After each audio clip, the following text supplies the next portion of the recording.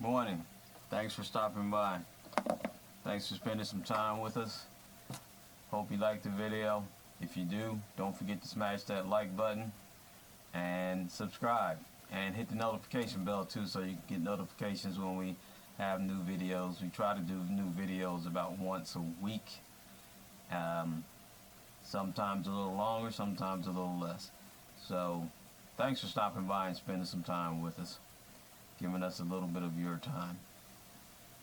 Today's video is, well, it was actually made before the last video, but it is on a similar subject. It's on using the xTouch Mini to control the ATEM TV Studio. This device is a very versatile device, and it makes using the ATEM television studio that much easier, and it gives you physical controls. It just makes life easier. It gives you a physical interface for controlling instead of having to use the computer mouse. Actually, we use touchscreen monitors, but this is even a little better because it has the physical buttons.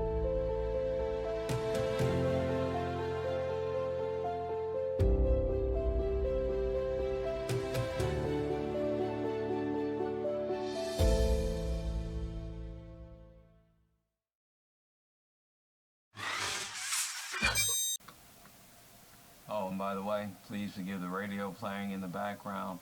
I was listening to the radio and I thought I had it down low enough where it wouldn't pick up, but the mics actually picked it up.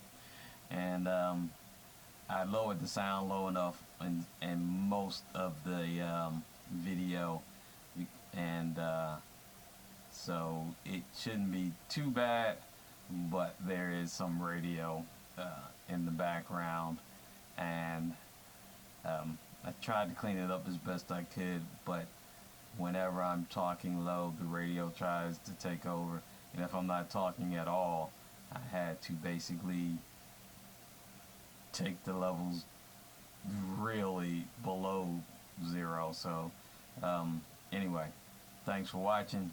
Hit that like and subscribe. Alright, bye. Or see you in the next video.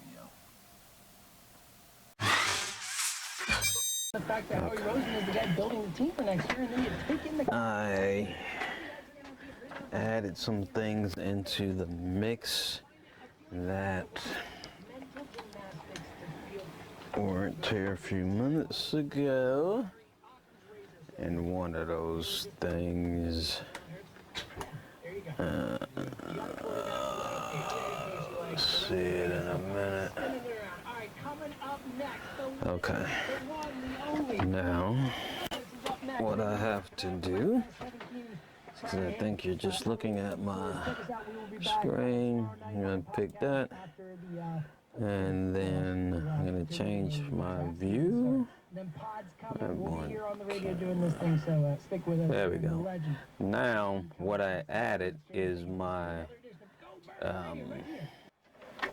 I didn't go with the Elgato, but I went with a programmable number pad, and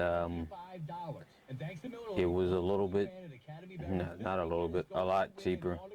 It has the keys you can take off. I made my own keys. They're not pictures like the Elgato, but I don't really care. They serve their purpose, and I have my shortcuts made on it. And again, the this controls the vMix software. This controls the ATEM software. So right now I have up in the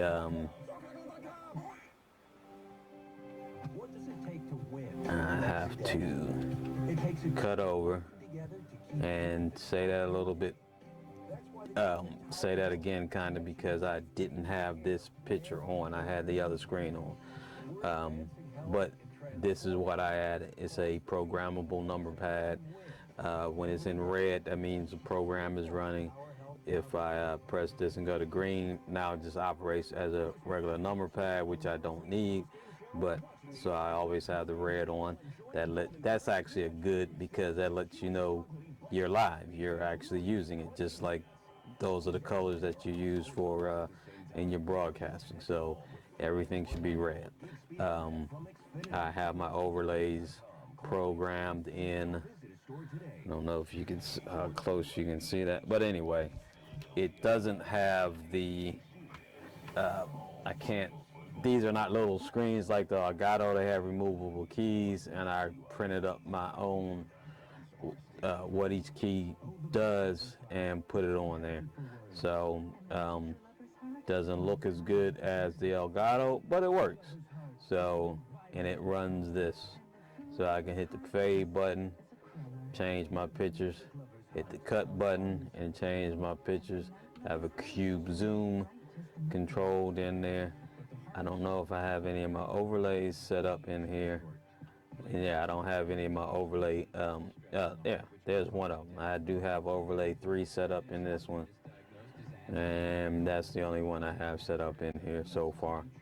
So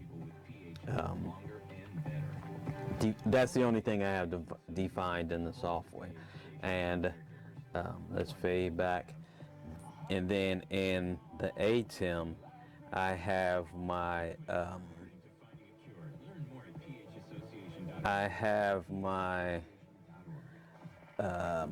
my logo programmed in the ATEM, and I can turn that on and off from the ATEM. And this is this is the logo for DNKS Legacy Productions. This is the logo for my IT company. We do IT, which really isn't. It sounds like, well, it really doesn't sound like a contradiction, because a lot of the same equipment used for the video stuff, you can use it in IT. So I have the fade to black. Oh, actually, this is the picture-in-picture. So right now I'm looking at, it's actually I have a camera pointed that way, and it's looking at the camera that's pointed at us, that's looking at us right now. And then that's the fade to black. And then I can also control well, this is always controlling the cameras, but that is the cut, and that's the fade. And this works a little bit different than the ATEM Mini, because this is more not necessarily high end, because it's older, and it actually is but it is actually more how the studio equipment normally works. Across the top, I can control all my sound with this, the volume, turn it on and off, for whichever camera I'm on. I have a preview and monitor button.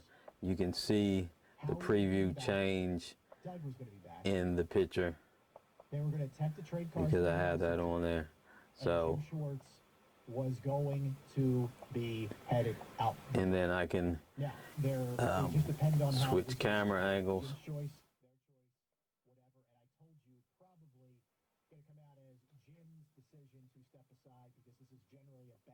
When he reaches his expiration point with organizations. So then the news drops earlier today from ESPN, actually from a couple of sources. This is actually operating the. That's something different.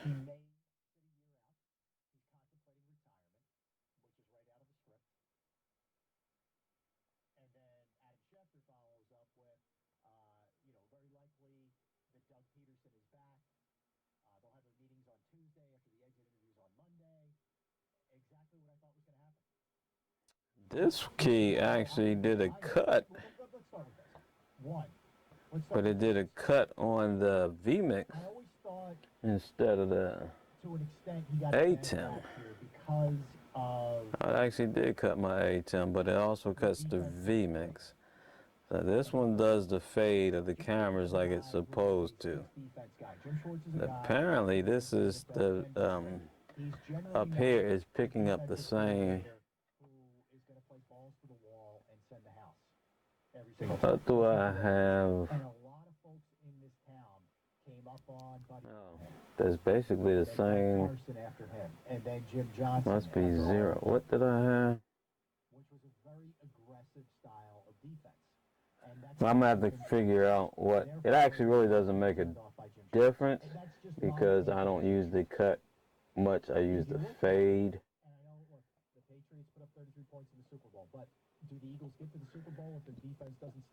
So it doesn't make a difference, but I need to figure out why,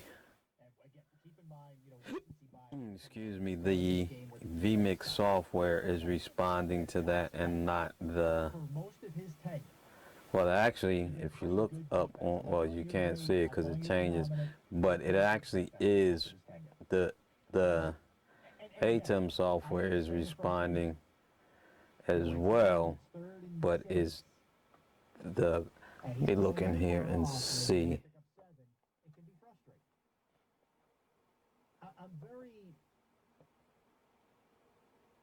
I'm not even torn. I wouldn't even describe the way that I feel about. Oh no, it's working. What am I talking about? Oh. My view is different. I is not moving that. I think you're kidding yourself. Let's see. So let's start there. Now, more importantly with Doug. Oh, no. I was just a little confused. It just looked like it was because what was switching back and forth on here. Because there were a lot of things that went no, we don't want that. We want that. As Doug told you all week, there were a lot of injuries along the offensive line. Parts of the season you lost Miles Sanders, you lost Zach Ertz, you lost Jalen Reagor, you really never had Deshaun. Oh, okay. You know what that was. That's because. A lot of pieces.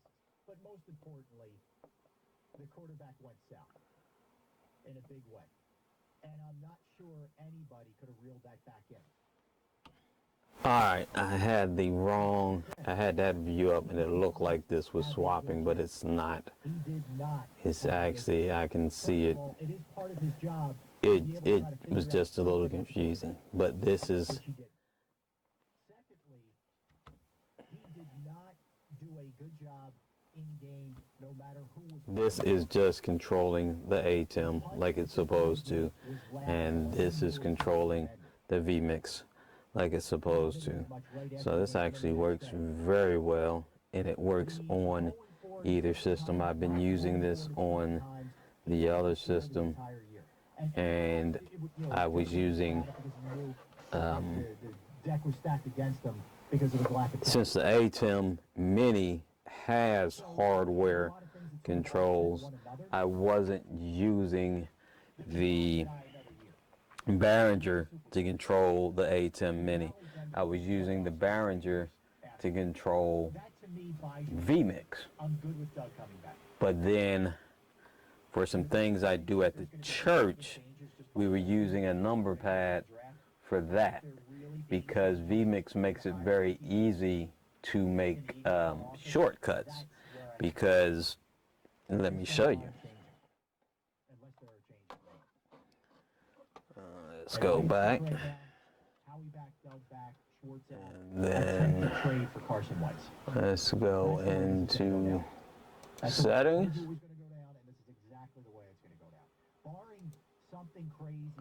And in shortcuts. And you'll see, let's go with the keyboard. You'll see all of my shortcuts are based on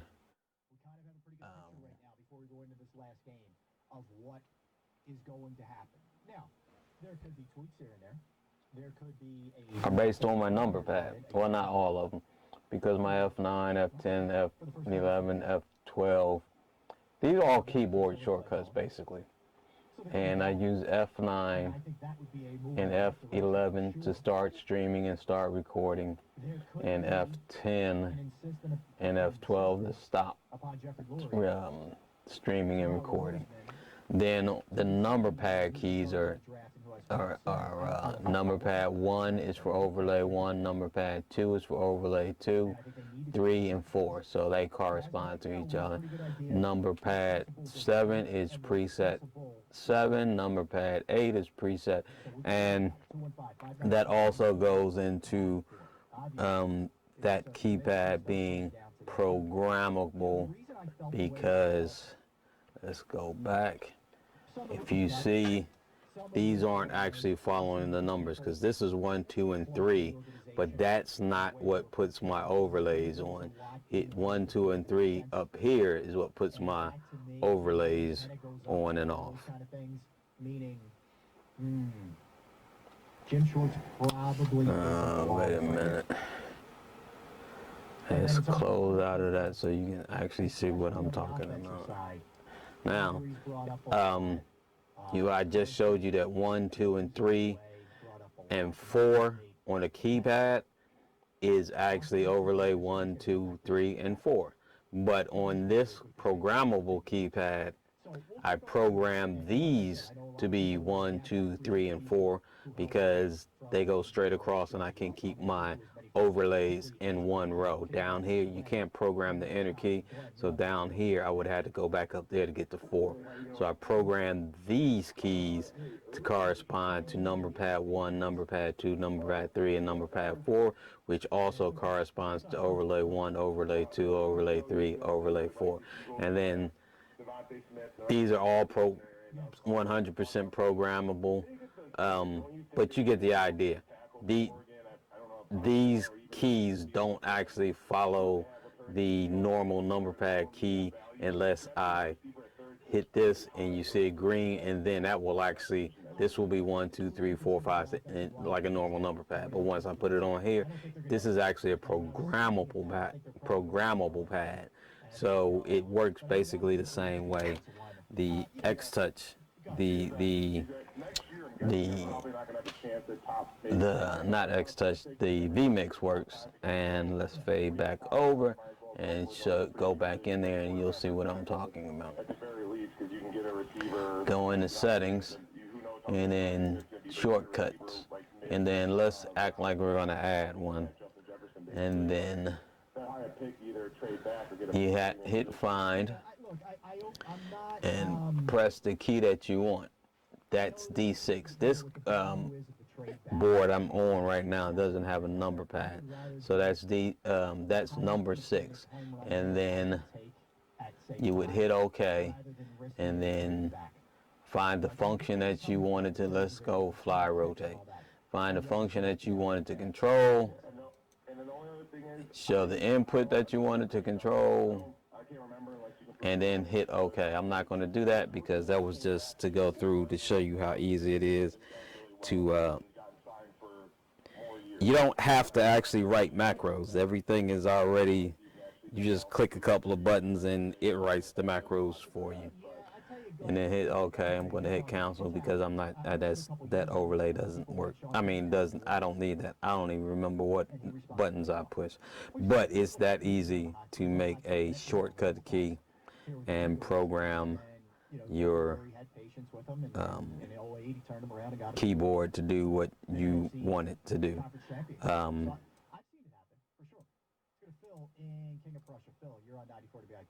I could have a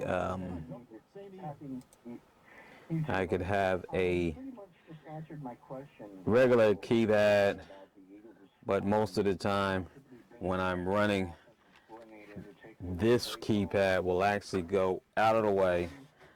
I usually bring on my other setup, I will have these two in front of me and the keypad up out of the way, because to control the broadcast, to control the recording, to control the software and the ATEM, I don't need the actual keypad or a mouse or anything like that. I have it set up where everything is done by pushing buttons. So that makes it that much easier. And that's one of the things I was going to set up on here. So, the hardware switcher, which is below, that's the ATEM Television Studio, and the, let's go back, the hardware switcher, which is the ATEM Television Studio in this case, and I also use the Ultra Studio.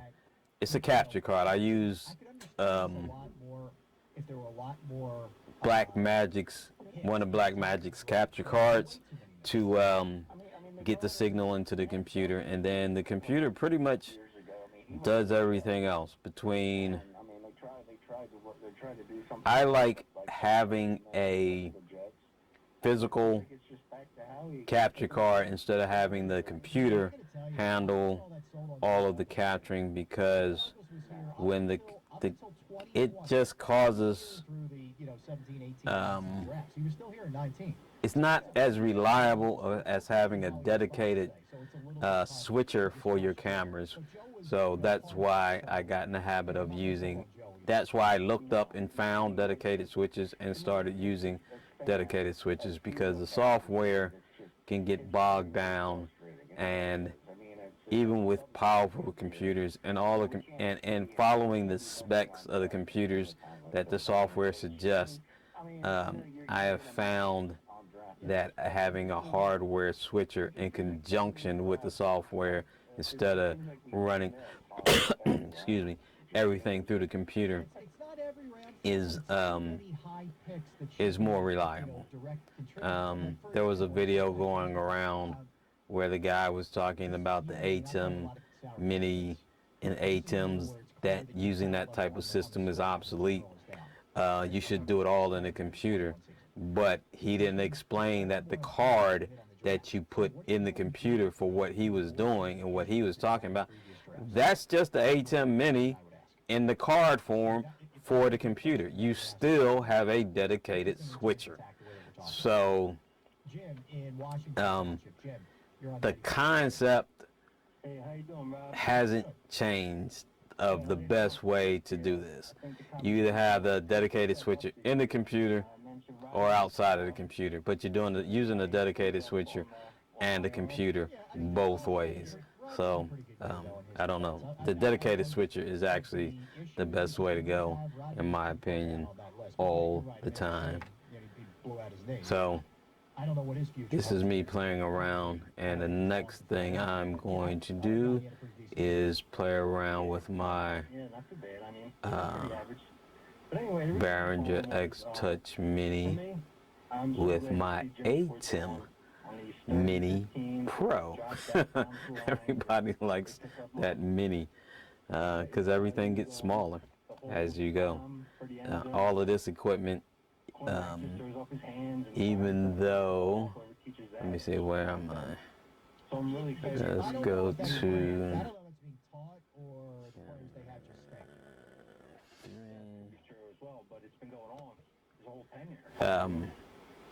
all of this stuff.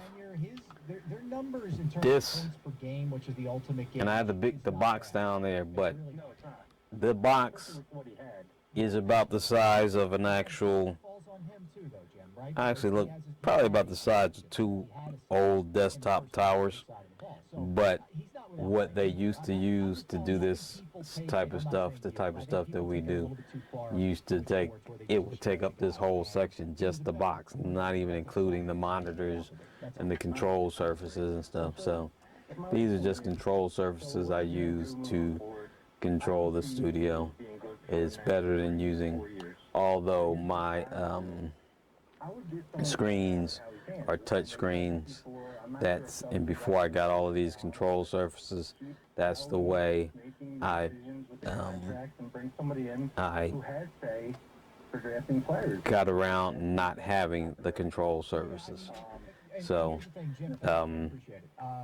that is another thing I can do It makes life a lot easier for me. I can control everything with the monitors and these control surfaces. That's much better than having a mouse and a keyboard to control everything. So, I don't know. That's it for this experiment. And thanks for stopping by and spending some time with us while I experiment. All right, have a good day. Bye.